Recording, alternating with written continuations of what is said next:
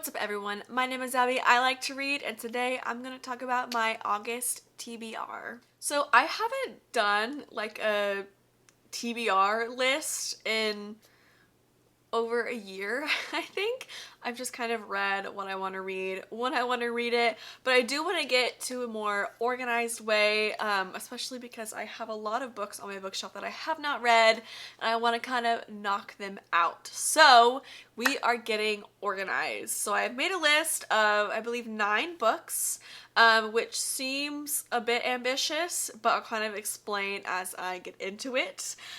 So the reason why I'm able to put so many books on this list is the audiobooks. I have a job where I can listen to my headphones pretty much for the whole time. So I knock out audiobooks pretty quickly. For example, the first book on this list is Yield the Night by Annette Marie. This is the Steel and Stone series. It is number 3 in the series, and it is August 1st, and I already finished this book today. So, as you can see, I'm gonna knock these audiobooks out. So I went ahead and put the rest of the series on this list. I have previously read some of these books in this series before. I read up to, I think, I read the 4th book, but I'm re-listening to them so I can continue the series. So I just have a few books to go after what I had already read before. So continuing on with that, the next book on my TBR list is Feed the Flames. This is a novella, 3.5 in the Steel and Stone series. I think this one actually isn't on Audible, so I will have to read this on the Kindle app. And then the 4th book of this series and the 3rd book on my TBR is Reap the Shadows. And then I have Unleash the Storm, which is the 5th book in the Steel and Stone series. And then the next book, or the final kind of audiobook that I have on my list, is the Steel and Stone Companion Collection. It's kind of like I think it's like a combination of short stories of POVs of different characters in the book throughout the series. So I think that'll be really cool. So yeah, those are the 5 audiobooks that I have on my August TBR. I might end up finishing all of these before the end of August. So in that case, I'll just kind of pick other audiobooks to read. Okay, so my next 3 books are kind of the same reasoning behind why I chose them. I have been reading them, or in the middle of reading them, for so long. It's these kind of books where like I pick it up, read a chapter, and then don't read it for weeks at a time. That's just me kind of having a short attention span recently, but I am determined to finish them. The first one is so embarrassing about why I haven't read it already. It is House of Sky and Breath, the 2nd book in the Crescent City series by Sarah J. Maas. I literally pre-ordered this book, and then I still haven't finished it. It came out last May. It's been more than a year. Or was it March? It came out a year ago. More than a year ago, and I still haven't finished it. So embarrassing.